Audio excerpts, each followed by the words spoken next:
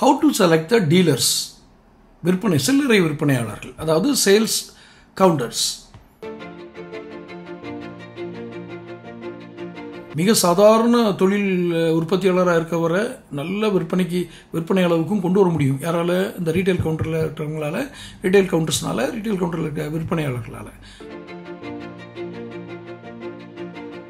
அந்த ரீட்டைலர் கவுண்டரில் ஒரு நாளைக்கு எவ்வளவு விற்பனை ஆகுது என்று பாருங்கள். இதற்காக அவங்களுடைய கணக்கு புத்தகங்களை எடுத்து பார்க்கணும் அவசியம் இல்லை.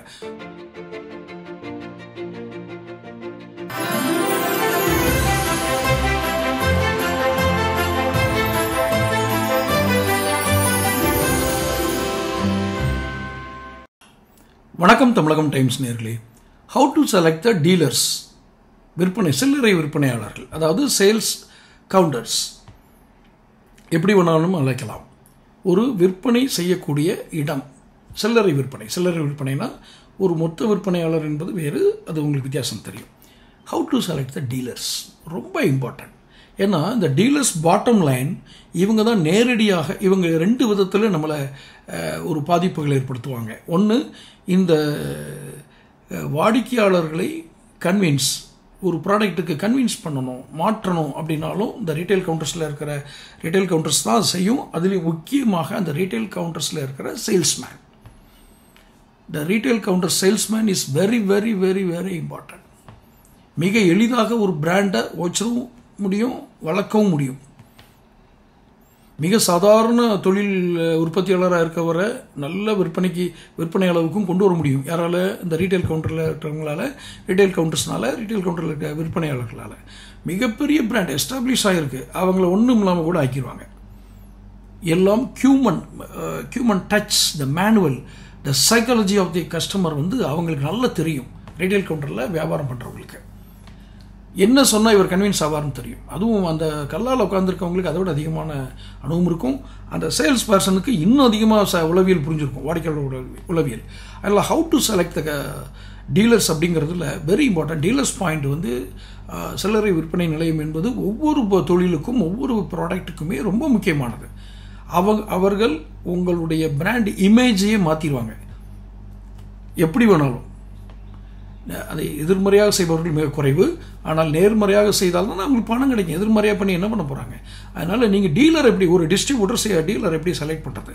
அந்த ரீட்டைலர் கவுண்டரில் ஒரு நாளைக்கு எவ்வளோ விற்பனை ஆகுது என்று பாருங்கள். இதற்காக அவங்களுடைய கணக்கு புத்தகங்களை எடுத்து பார்க்கணும் அவசியம் இல்லை.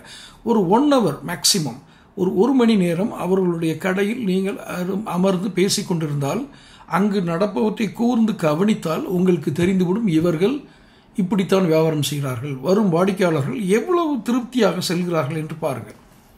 அந்த ரீட்டைல் கவுண்டரில் வந்தவங்க ஒரு சந்தோஷமாக போகிறாங்க. அதுக்கு பல்வேறு காரணங்கள் இருக்கலாம். இந்த வைப்ரேஷன் வெரி இம்பார்ட்டன்ட். வேலை செய்கிறவங்க மனக்குறைகளோடோ அல்லது மன சுமைகளோடோ ஒரு மன அழுத்தங்களோடோ வேலை செய்தால் அவர்களுடைய வேலை செய்யும் விதத்திலேயே கண்டுபிடித்து விடலாம். ஏன் அப்படி சொல்கிறேன் அப்படின்னா, ரீட்டைல் கவுண்டரில் இருக்கவங்களுக்கு பொதுவாக குறைவான ஊதியங்களே வழங்கப்படும். குறைவான ஊதியம் பெறுபவர்களாகத்தான் இருப்பார்கள். அன்லஸ் அவங்க சீனியராக இருக்கிறது தவிர, நான் டீலர்ஸை சொல்கிறேன்.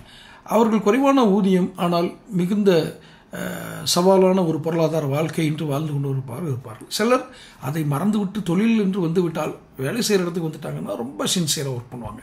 சிலருக்கு அந்த கெப்பாசிட்டி இருக்காது. அப்போது அவங்க அந்த இடத்துல எப்படி மூவ் ஆகிறாங்கன்ற வச்சு இந்த ரீட்டைல் கவுண்டரை நம்ம இது பண்ணிக்கலாம். நான் ரீட்டைல் கவுண்டருடைய நடைமுறை இதை சொல்கிறேன். இப்போ இதுக்கு ஏதாவது ஒரு நிச்சயமான ஒரு தீர்வுகள் அந்த ஓனர் கொடுத்துருப்பார், ரீட்டைலர் ஓனர் கொடுத்துருப்பார்.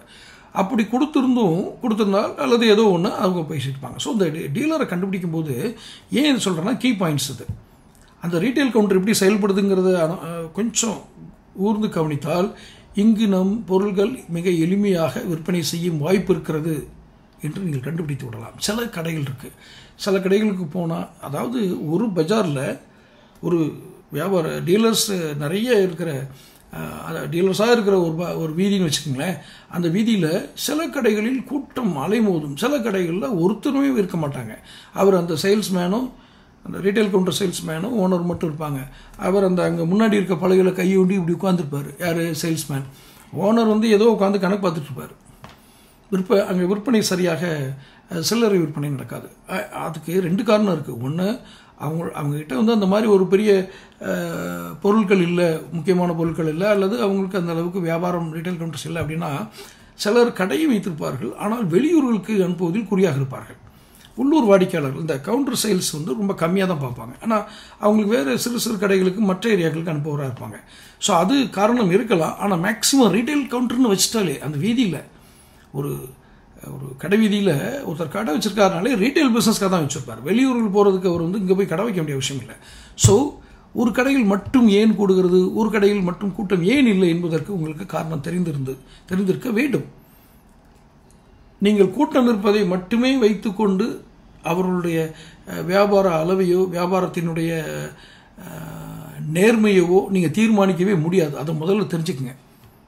ஒரு கடையில் நிறைய கூட்டங்கள் இருக்குது, அந்த நிறைய சேல்ஸ் நடக்குது, அப்போ அவர்கிட்ட பொருளை கொடுப்போம், நேர்மையானவராக இருப்பார் என்று நீங்கள் நம்பினால் உங்கள் நம்பிக்கையில் சிறிது பிழை ஏற்பட வாய்ப்புண்டு. ஒரு ரீட்டைல் கவுண்டரில் நிறைய இருக்காங்கன்றதுக்காக அப்படி பண்ணுறது எனக்கு அந்த மாதிரி முடிவுக்கு நீங்கள் வர முடியாது. ஓகே, எனிவே சில டிஸ்ட்ரிபியூட்டர் வந்து டைரெக்டாகவே ரீட்டைல் கவுண்டர் வச்சுருப்பாங்க. அது ரொம்ப ஆபத்தானது.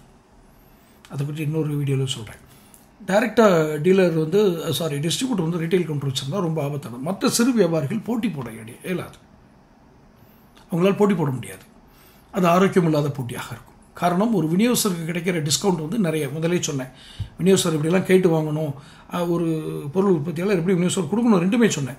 இப்படி வாங்கிட்டு இவங்க ரீட்டைல் கவுண்டருக்கு வரும்போது இவர்களுக்கு அதிகமான ஒரு லாபம் வரக்கூடிய பொருள் என்பதால் லாபத்தை கொஞ்சம் குறைச்சாலே ரீட்டைல் கவுண்டரில் பண்ணிட்டு போயிடலாம். மற்றவங்களுக்கு அந்த அளவுக்கு இருக்காது. அது ஒரு பக்கம் இருக்கட்டும். ஸோ நீங்கள் how to select the dealers என்பதில் அதிக விற்பனை செய்பவர், அதிக வாடிக்கையாளர், அதாவது ரீட்டைல் கவுண்டர் சேல்ஸ் எவ்வளோ நடக்குது அப்படிங்கிறத விட அவர் எத்தனை ஊர்களில் சிறு சிறு கடைகளுக்கு சென்று விநியோகம் செய்துகிறார், அது ரொம்ப முக்கியம். இந்த டீலர் செலக்ட் பண்ணுறதுல சிறு சிறு கடைகளுக்கு, கிராமங்களில் உள்ள கடைகளுக்கு, அதாவது சி சென்டர் என்று சொல்லக்கூடிய தாலுகா அளவில் இருக்கக்கூடிய சிறிய ஊர்களுக்கு சென்று எவ்வாறு அவர் எத்தனை கஸ்டமர் அப்படி வச்சிருக்காருன்னு பார்த்தீங்கன்னா அந்த டீலர் உங்களுக்கு நல்லாயிருக்கும். ஏன்னா ரீட்டைல் கவுண்டரில் வந்து அவங்களும் சிறு வியாபாரிகள் வச்சுருப்பாங்க. அந்த சிறு வியாபாரிகளிடம் இன்னும் நன்றாக கூறுகிறேன், குறித்து வைத்துக் கொள்ளுங்கள். டீலர் இந்த ரீட்டைல் கவுண்டர் வச்சுருக்காங்க இல்லையா, அவங்களும் டிஸ்ட்ரிபியூட்டருக்கும் இல்லாத ஒரு விற்பனை அளவு அந்த சிறு வியாபாரிகளிடம் இருக்கும். குறைந்த அளவு பணம் கொடுத்துருவாங்க. கண் வாங்க ரொம்ப கம்மி இந்த சின்ன சின்ன ஊர்களில் இருக்கவங்க. ஏனென்றால் ஏன் சின்ன சின்ன ஊர் தாலுகா வயசுன்னு சொல்கிறேன்னா, அவங்களுக்கு வந்து தனி மனித மதிப்பு அவங்க அதிகமாக மெயின்டைன் பண்ண வேண்டியது இருக்கும். ஏன்னா ஏரியா சின்ன ஏரியா, மிக எளிதாக ஒருவர் தவறு செய்து விட்டார், அவர் தவறானவர், அவர் ஒரு நிறைய நிதி அபாயங்களில் இருக்கிறார் என்று தெரிந்தால் அந்த ஏரியா முழுக்க தெரிவதற்கு வாய்ப்புகள் மிக அதிகம். அப்போ பேருக்கு எடுத்துட்டோம்னா பிஸ்னஸ் நடக்காதுங்கிறதுக்காக மேக்சிமம் அல்லது முழுமையாக தன்னுடைய பண பரிவர்த்தனைகளை ஆரோக்கியமாக வைத்திருப்பார்.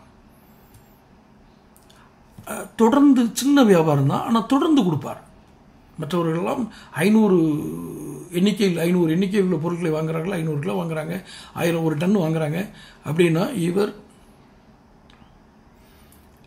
50 கிலோ தான் வாங்குறார், 50 எண்ணங்கள் தான் வாங்குறார் என்றாலும் 5000 முறை வாங்கி விடுவார், 1000 முறை வாங்கி விடுவார். புரிஞ்சுக்கிடுங்க, ரீட்டைல் பிஸ்னஸ் வந்து அவ்வளோ ஒரு லாபகரமானது. ஒரு சின்ன மார்ஜினில் நிறைய டிரான்சாக்ஷன் நடக்கும். அப்படி சிறு வியாபாரிகளை வைத்திருக்கும் டீலரை ரீட்டைல் கவுண்டரை பிடிச்சிங்கன்னா உங்களுடைய பொருள் மிக அதிகமாக விற்பனை செய்யக்கூடிய விற்பனை அளவு அதிகமாகும். இந்த மேன் பவர் காஸ்ட் வந்து உங்களுக்கு கொஞ்சம் கம்மியாகும். நீங்கள் டீலரை செலக்ட் பண்ணணும், டிஸ்ட்ரிபியூட்டருக்கு சொல்கிறேன், மேன் பவர் காஸ்ட் கொஞ்சம் கம்மியாகும். ஏன்னா அவங்களே மேக்ஸிமம் மெயின்டைன் பண்ணிடுவாங்க. அல்லது புதிதாக ஆரம்பிக்கப்பட்ட ஒரு கடை, அவரும் புதிது, தொழிலுக்கு புதிது, நீங்கள் டிஸ்ட்ரிபியூட்டர் நீங்கள் அனுபவம் வாய்ந்தவர் என்று வைத்துக் கொள்ளலாம். இந்த சேல்ஸ் எக்ஸ்பர்ட்னு யாரும் இருக்க முடியாது, மார்க்கெட்டிங் எக்ஸ்பர்ட்னு யாரும் இருக்க முடியாது. நிபுணத்துவம் பெறுவது என்பது அவ்வளவு எளிதல்ல, அல்லது பெறுவது கடினம். காரணம், இதற்கு என்ன காரணம் என்றால் மார்க்கெட் அனலைஸ் வந்து மாறிக்கிட்டே இருக்கும். ஏன்னா இது கன்சியூமர், தனிநபர்களுடைய உளவியல் சார்ந்தது, இந்த நுகர்வு சார்ந்த கலாச்சாரத்தை பொறுத்தது. இவர் ஒரு 10 வருடம் மார்க்கெட்டிங் மேனேஜராக இருந்திருக்கிறாரு, 5 வருஷம் இருந்திருக்கிறாரு, 15 வருஷம் இருந்திருக்கிறாரு. இவங்களையெல்லாம் நீங்கள் இப்படி இத்தனை வருடங்கள் ஒருவர் மார்க்கெட்டிங்கில் இருந்தார் அப்படிங்கிறதுக்காக நீங்கள் ஒருவரை நிபுணராக கருத முடியாது, அல்லது திறமையான மார்க்கெட்டிங் மேனாக நீங்கள் நினைக்க முடியாது. ஒவ்வொரு நாளும் மாறுகின்ற அந்த அந்த கன்சியூமர் சைக்காலஜியை புரிஞ்சுக்கிட்டு தான் தன்னை சீர்படுத்தி கூறுபடுத்தி கொள்பவர்களை மட்டும்தான் நீங்கள் சிறந்த ஆலோசகர்களாக எடுத்துக்கொள்ள முடியும். அப்படி ஒரு ஆலோசகர் உங்களுக்கு கண்டுபிடிக்க வேண்டும் என்றால் அதை நீங்கள் அவர்களோடு உரையாடும் போது தெரிந்து கொள்ளலாம். அப்படி உங்களுக்கு ஒரு எக்ஸ்பர்ட் உங்களுக்கு ஒரு ஒப்பீனியன் வேணும்னா நீங்கள் என்னுடைய கமெண்ட் பாக்ஸில் உங்களுடைய கருத்துக்களை பதிவிடுங்க. நிச்சயமாக நான் அதுக்கு பதில் கூறுவேன். So how to select the dealers அப்படிங்கிறதுல இன்று ஒரு முதல் பகுதியை பார்த்துருக்கிறோம். தொடர்ந்து இதை குறித்து நான் வெளியிடுகிறேன். வீடியோ ஷேர் பண்ணுங்கள், நோட்டிஃபிகேஷன் பெல் பதிவு பண்ணுங்கள். அடுத்தடுத்த வீடியோக்களில் சந்திப்போம். நன்றி, வணக்கம்.